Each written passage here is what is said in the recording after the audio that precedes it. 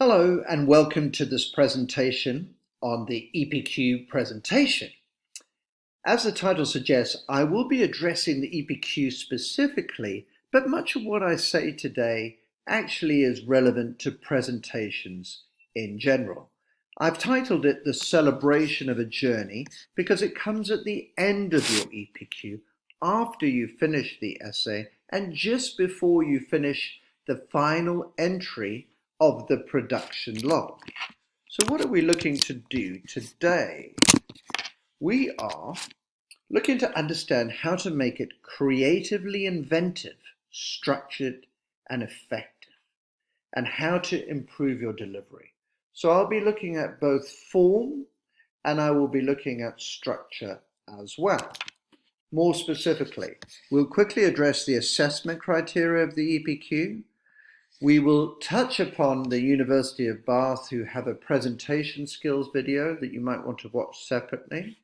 We're going to deal with the effective use of slides, extremely important to avoid death by PowerPoint. We're going to look at the idea of the creative hook and why that's so important. On the structure front, we're going to look at the importance of signposting within spoken language. We're going to deal with aspects of delivery. We will then end by looking at taking questions. And finally, I have some student advice from students who've completed the Epq to an exceptionally high standard. Now, firstly, when we complete the Epq, we should be looking at the assessment objectives in general. Now, the presentation is yet another opportunity to convince the examiner that you've genuinely learned things, that you've learned project management, that you've used resources effectively, that you've problem solved and made critical decisions according to your planned outcomes. And finally, that you have evaluated your performance, that you've learned from it. Let's not forget the Epq is a process-based qualification, and therefore it's not only about the outcome, but about the entire journey. So the presentation is an opportunity to chart and describe that journey that you've been on. Firstly, why give a presentation? Well, firstly, it's a very valuable transferable skill that will be of great value to you at university and in employment. It's often part of an interview process. It builds confidence. It gives you a voice. It makes your learning more enjoyable. And that is the point that I'd like to pause on. The presentation is a celebration, as I say, of that journey. It's a time to wow your audience, to show your mastery, and to show how far you've come on the Epq journey. And many of the presentations that I've been to have had a triumphant tone to them for that very reason. So be confident and be happy, because the work that you've done is extraordinary, in many cases well beyond A-level. Alas, this year, due to COVID, we will not have live presentations. We will be online. And yet, we can still practice excellent delivery online. I'm recommending that we use Zoom because it has the ability to save MP4s and it has the ability to invite people into the room very quickly. The presentation itself will be 15 to 20 minutes long, together with a substantial stage of questioning, where you need to show that on the fly you can answer questions about your subject. And you will need an audience. So that can be peers, parents, teachers, and please make sure to invite me because I tend to really enjoy this aspect of the course most. Now, I'm not going to show this video because it will make the screencast prohibitively long, but within my Sharepoint site, the University of Bath have given some advice on how to prepare and give a presentation. This is an excellent Epq course in general and can be found on the Future Learn course platform. So I thoroughly recommend that you look at this particular course. I'm going to begin now by something that we call death by PowerPoint. We've all experienced it, and indeed we might argue that my own slide is very heavy with information there, more heavy than I tend to like. I've done that partly because this is a screencast rather than a simple presentation. It might be the case generally when I use PowerPoint that I may have none of that information or only perhaps 2 bullet points. We call it death by PowerPoint because there's nothing worse than watching a speaker read off slides. We read with them. We become catatonic. We're so bored by it in many cases. So the rule is, as I say here, no more than 20% of your notes or ideas should be on the slide. I'm a great believer that the visuals are what is important, and the words and the notes will come from you. And that is why we will be using cue cards, and you will have practiced and learned your speech to perfection. Death by PowerPoint, on the other hand, would involve, as I say, reading along the slides. And the key idea is going to be not only to use the slides as visual aids, as things to anchor the talk, but also to illustrate where possible your ideas through graphics and visualization. And that allows your audience to look at the slide and to listen to your words. We all know that slides like this one that have too much detail are simply disastrous. The eyes skip over all of the detail. They don't know where to pause or to stop. It becomes completely befuddling. So it is key to avoid slides of this nature. Where statistics are necessary, keep them clean and neat. Have a pointer so that you can identify what your audience is looking at. And make sure that if you use statistics, that they have impact, that they are there for a reason. So cleaner slides with limited detail are what we are looking for in the EPQ presentation. In terms of animations, in terms of colors, in terms of fonts, be careful.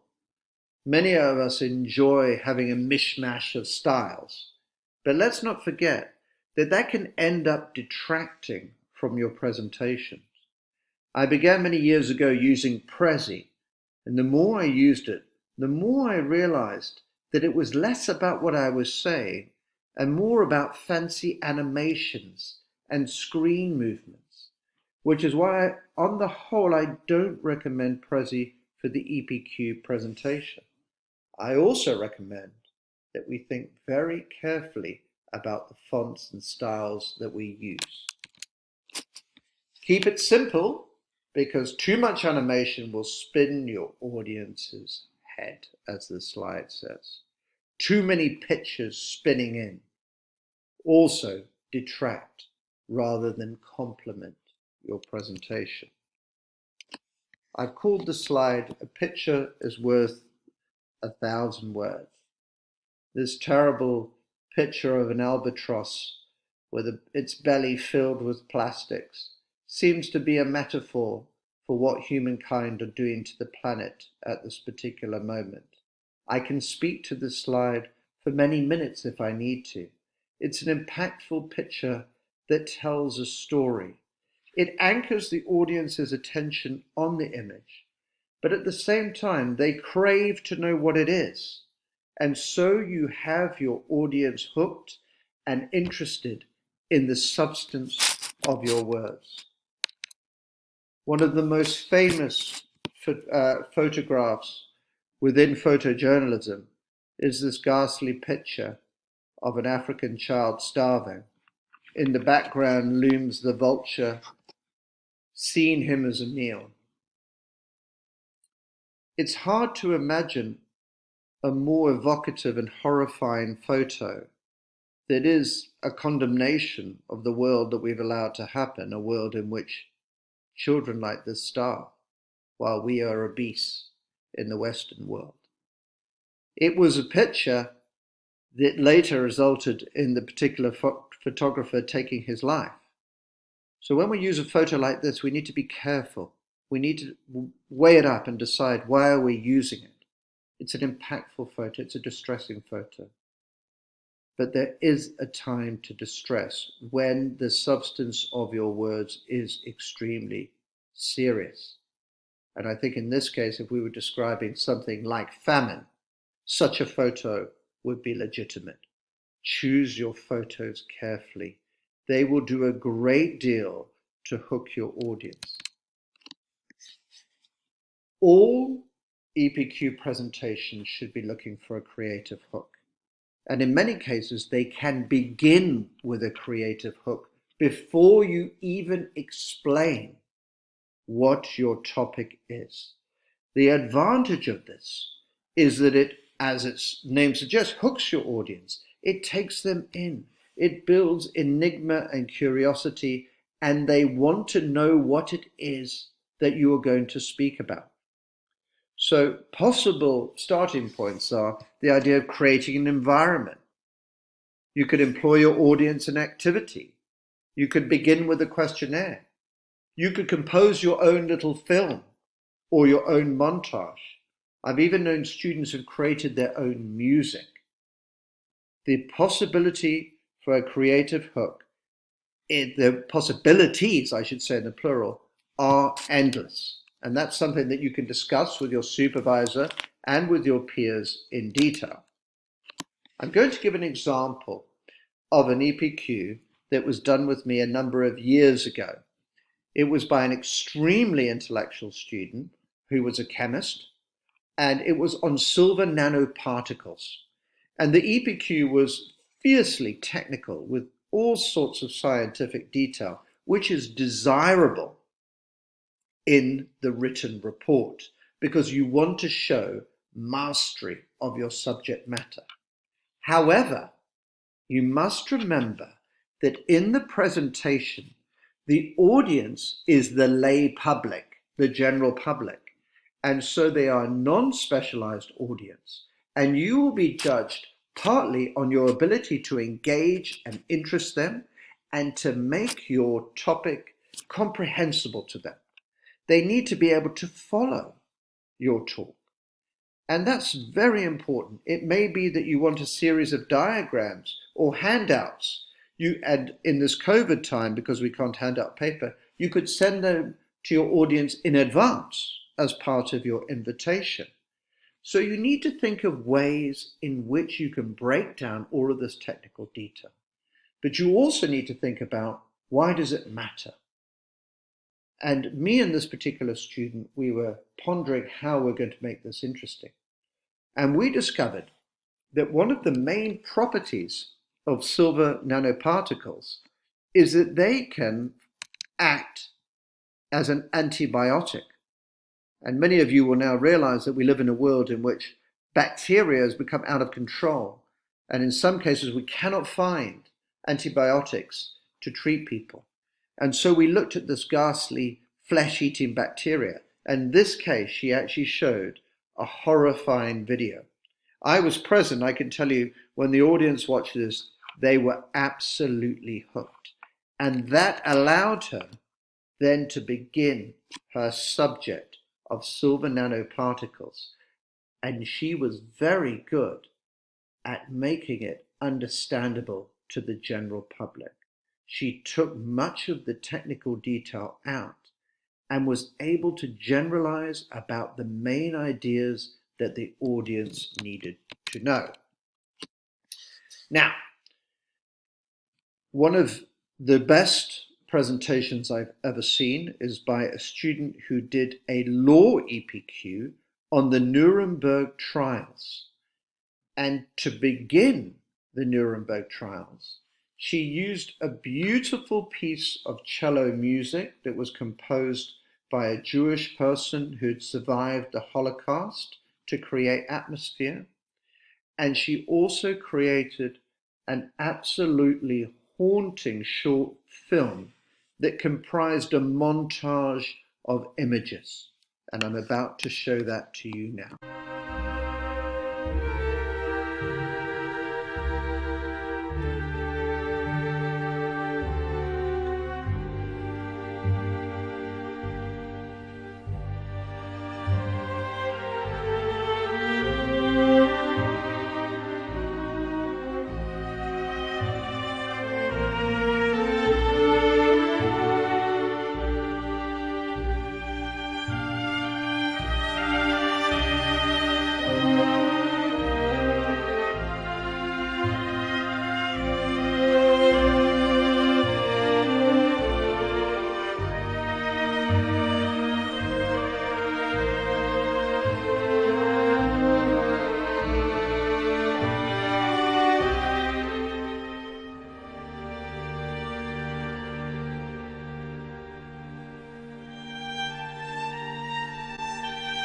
Nema srpsko doživlja mnogo.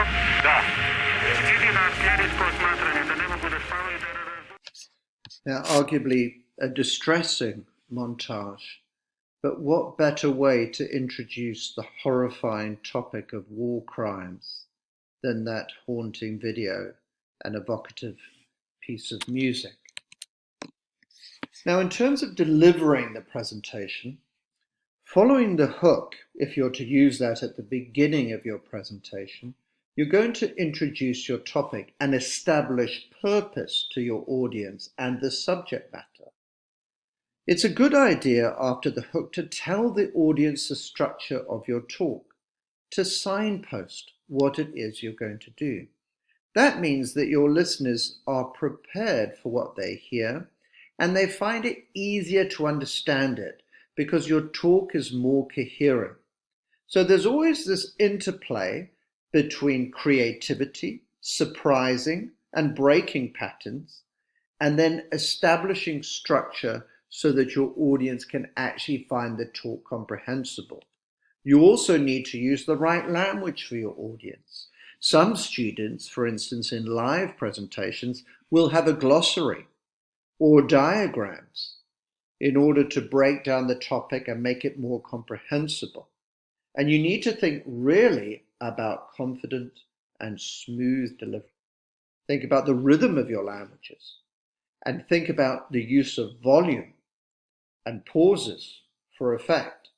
All of this is extremely important. And this is where the rehearsal idea becomes so important. You need to prepare your script. AQA want evidence that you have written a script or that you have cards. So you need to consider main headings and subheadings. If you're using slides, decide on their number. I would say try to reduce the number of slides to make sure that the slides you have real impact and that you're not simply shuffling through many slides. Once again, I'm guilty of doing that today. I've got 32 slides. But that is because my intention here is to inform you, to give you information. Don't forget that your intention in the EPQ presentation is also to engage your audience, to entertain them. So, in many cases, fewer slides and more speaking. You need to practice, as we can see with our chap here looking in the mirror. Practice in pairs or practice on your own. Drive your parents mad. Ask them if you can present. When you present to people, you kind of get the reaction from people and you know then what the rhythm of the presentation should be, where your pauses would be, where the impact's going to be, where you might ask a rhetorical question. Because remember that this is the equivalent of a speech. And one of your main targets is to engage your audience and to bring them into your world so that they can share your curiosity and your passion for the topic. Eye contact is essential, and you may feel that this isn't pertinent on an online presentation, but it is. I think it is extremely important. And if I were technically good enough now, I would switch to myself because I'm actually looking directly at the camera to establish the idea of confidence and to make my audience feel as though I'm engaging with them. In live presentations, you would be sweeping the classroom, ensuring that everyone feels included through eye contact. Here online, once again, you need to look directly at the camera and you need to make your audience feel as though you're comfortable and that you're looking and recognizing their presence. Tougher online, I have to say, as someone who does webinars, because we're not getting the feedback that you would do in the flesh. I've said something about pauses and pace, so I won't say too much more other than to remember to breathe and to relax. Very important. Don't squeeze your hands together either. Let the tension come out of your body and feel relaxed. Generally speaking, most people feel very nervous at the beginning, and then as they get into their stride, so they relax and they breathe. If you're interested, here's an excellent YouTube clip to talk to you about pace and pauses and the importance of breathing during public speaking. Now I'm going to move on to the question of handling questions. Now, some students may feel as though this is not a very important part of it, so I'm just going to go back to dispute that idea and to say that the answering of questions is absolutely key to the assessment criteria. In particular, I would look at the develop and realize where critical decision making can be evidenced here in the presentation.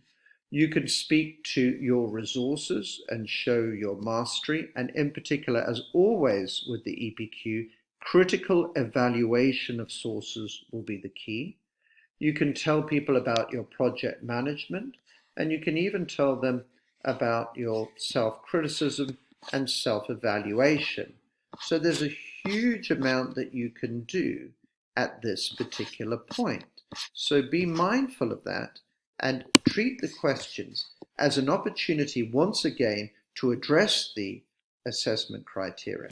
And if you have a skillful supervisor, they will also ask you questions where they know there might be some gaps in your project. In many cases, students have done things which are not always evident in the project itself. And that is what the presentation and the production log are for. They give us the background story. They fill in the invisible work. So remember, as you answer those questions, try to make that work visible to your audience, okay? Questions are not threats. If you find questions very difficult, highlight that. It's the same as doing an Oxbridge interview. Rather than pretending that you're fine with it, say that's an extremely complex question, and I'm going to need to think about that for a moment. You can always buy yourself time by saying that. In some cases, you might not understand the question. I sometimes find this when parents ask me questions during my presentations. And in that case, politely ask the person to rephrase that, or perhaps ask them if this is what they meant. By that, did you mean the following? If you don't know the answer to a question, do not panic or get worried. Just say, that's a very good question, and it's something that I'm still uncertain of at this particular time. I'd need to do further research into that, and that's one aspect of the project that I don't think is complete. But most of all, don't waffle. Like many of us, I have the tendency to waffle. It would be better to answer the questions quite quickly and succinctly, show some depth, but the more questions, I shouldn't say the more questions, the better.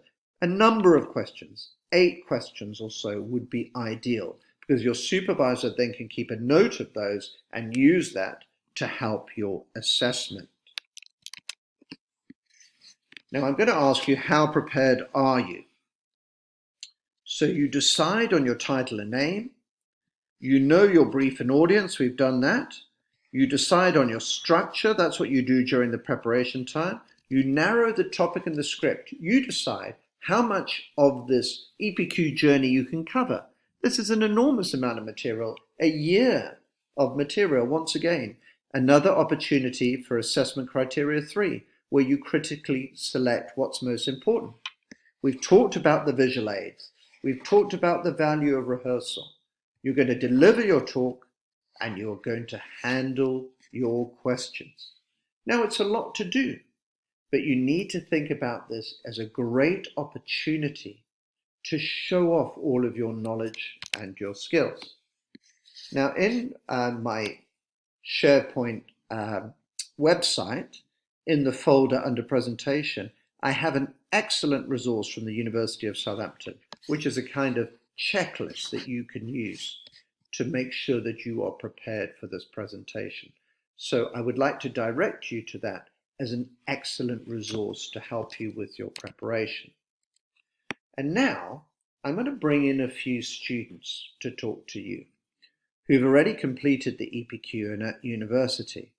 And the first person is an old student of ours, Adam, who's now at LSE, and he did an excellent presentation on Trump's protectionist policy. And he's created a short screencast to help you with your own. I hope you find it useful. Hi guys, so in this video I'm going to be talking about how I made my EPQ presentation engaging and clear and how you can do the same. So in my EPQ presentation I started with a video, so this was as people were walking in or just as they sat down. And my video wasn't exactly an informative one, like it was just supposed to be funny. It's just a video of Trump saying China repeatedly. Let's say China. China, China, China. In the odd way that he does. So you can start with a video, you get to choose, like if you think it's a really complex topic that people have zero understanding on previously, or you're talking about a specific event, maybe you want to do a little background video on that. But mine wasn't something that happened, like say the financial crisis, like you could do a little background video on that. Or 9/11 or a world war, something like that, to give the basic information to the audience. But after your video, you want to stand up, introduce yourself, just a quick introduction, like 20 seconds, if that. Just give them your name, your year group, what subjects you study in school, and like what, essentially, then on your title slide, what your question is.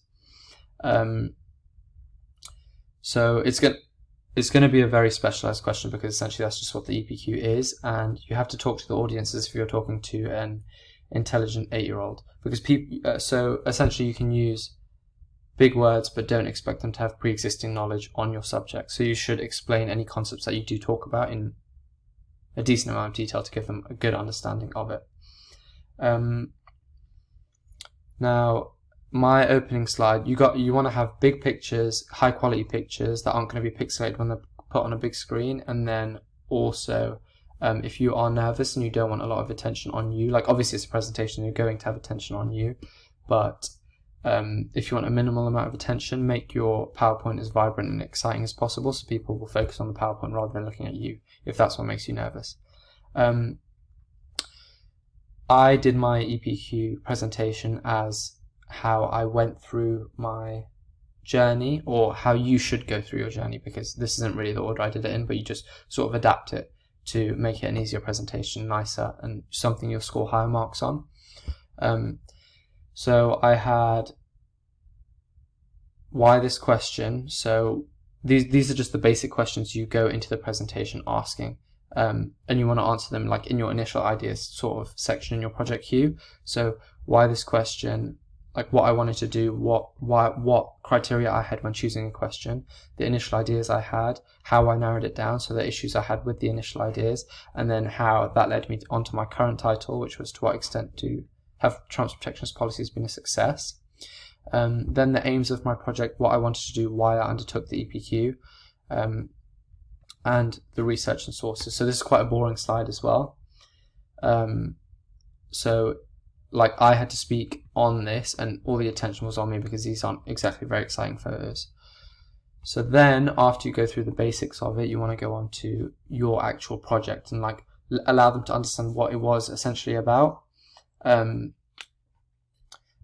so it's going to focus on your journey rather than the actual essay. So just a basic understanding of what is protectionism, what would make the policies a success, are the criteria I analysed my project by. You want to condense it as much as possible and dumb it down. And then I just did like Trump's actions and policies. Now in my essay, this was like a 2,000 word section, 3,000 word section, and I have just a slide on it. So of the 21 slides, I think 7 are of my actual project, and the rest is on the journey or questions or just introduction sort of stuff. So just some theory and analysis, what could happen, try and keep the pictures relevant. Like this is a senator's tweet, I think, and the actual impacts, possible impacts on the future. Like these were all subheadings in my essay, so that's how I did it. And then a final conclusion. And you want to talk a lot about this, how you came to your conclusion, and how you came to your conclusion and what your conclusion was. And then you want to go back to your journey and sort of do a reflection process after you go through it. Like the successes, your failures, what you would have changed if you would have undertook it again. So this is a big part of your evaluation, like self-assessing. And that's what you want to do. And then it should be this way around. I think a lot of people got confused because I had questions after that's all, folks. So people thought I was finished, and then I went on to questions. So you want to have your questions, split it maybe 20 minutes for your presentation, 10 minutes for questions, or if you don't. So some excellent advice there from Adam. In particular, I'd like to highlight the need for preparing for questions. As Adam said, always better not to be taken by surprise. Now, the final student presentation that I'll include in this particular screencast is one from Jack Kernan, and he did an excellent presentation on Benito Mussolini. And why I like Jack's particular EPQ is he mixes in autobiography, elements of his own life. He is half Italian and used the EPQ to explore his own Italian heritage, and that really made it a particularly interesting EPQ. So I'll let Jack give you some more details of his presentation. Hello everyone, my name's Jack Kiernan and I'm a year 13 who's completed an EPQ on fascist Italy. In this video, I'll be focusing on the presentation aspect of the EPQ, and I'll be giving you some advice on what to do and what not to do in order to make this presentation as good as it can get. So how I started off my presentation was I described what the EPQ was, what my topic was, and most importantly, why I did the topic, what made me study for just under an entire year, and what encouraged me to do all of that work. So for me personally, with me being such a history nerd, combined with my half Italian heritage, I wanted to study about my side of the family that I didn't know anything about. I took all the time in the world to study about Mussolini, perhaps the most controversial Italian leader, and in the presentation I wanted to emphasize how important it was for me to study more about my half heritage's past. In the rest of this part of the presentation, you can also cover some key events, some key words, and generally introduce the concept of your topic to the audience. You have to assume the audience don't know anything about your topic, but don't go into too much detail as it can take away from you, the focus of the presentation. You also want to summarize your argument. The extent of your argument is a very important thing to bring up. You also want to introduce how it links to modern day. Of course, your entire project is going to be very interesting for someone to read, but is it useful for the common person to read? You have to emphasize that. For me, I used images of current world leaders because of how political my topic was. So it can vary on the person, but you really need to emphasize how useful this information is to the common person. After that, I discussed the process, my initial research and plan. You can also introduce things like how you found your supervisor, how you found your topic, and the initial research, so what you used, books, name it all. But the most important part about this section is probably the external research part. For me, I took time out of my summer vacation to go to Italy and visit sites that were incredibly important to the topic. So whether it be Rome, Milan, or his birthplace, I took my time and visited, took some pictures, made some notes on the places I visited. Whether it's surveys, whether it's interviews with professionals, anything, put it here and emphasize how much work you put into this project. Because at the end of the day, it's an incredible amount of work that you want to show off. After that, you could cover the writing stage. So, most importantly, difficulties. They're incredibly important here. You want to show how you found certain things difficult and how you overcame such difficulties. Very important. Also, what did you gain from it? It's very general and you've gained a lot of skills from this. Just highlight them and bring it up. But with my conclusions in the presentation, I'll bring up some general advice for doing the presentation. Firstly, you want to maintain focus and you want to be confident with how you speak. For me, I'm quite a shy guy, so it was a huge challenge for me to be able to go in front of a lot of people and talk for 20 minutes. How did I overcome this? Well, I practiced, and practiced. It takes a lot of practice for this to get right, but do it as many times as you feel comfortable with and you will ace it. I used cue cards to help me because I dislike how a script makes me feel quite robotic when I'm talking to people.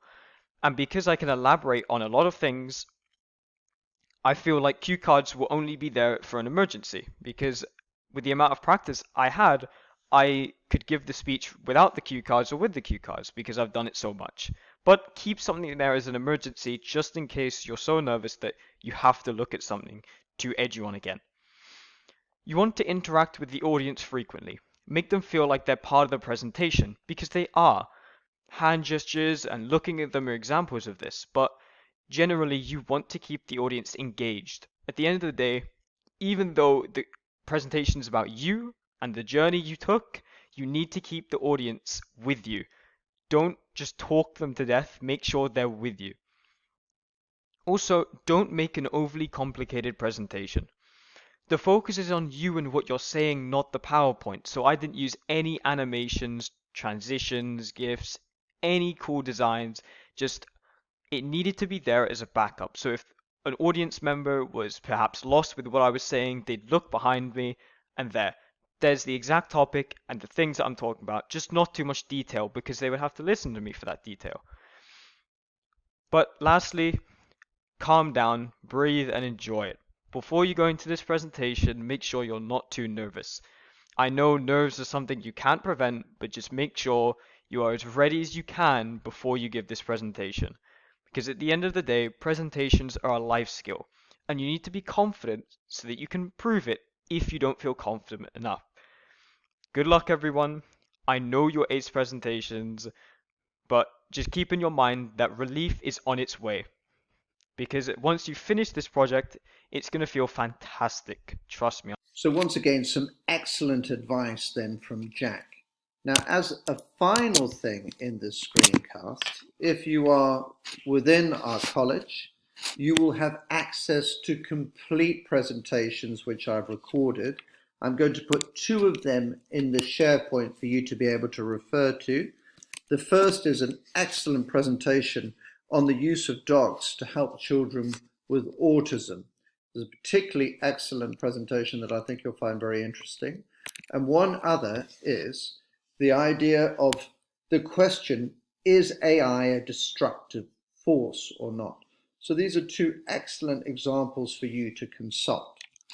Now, in conclusion, we've looked at the assessment criteria, we've looked at the effective use of slides, we've looked at signposting and subheadings, we've talked about delivery, we've spoken about the importance of the creative hook to engage the audience, we've covered the idea of note-taking and rehearsal, we've looked at the checklist, and finally we've looked at excellent student advice, in particular the idea of practicing for questions. I hope you found this a very useful screencast, and I can't wait to see your presentations.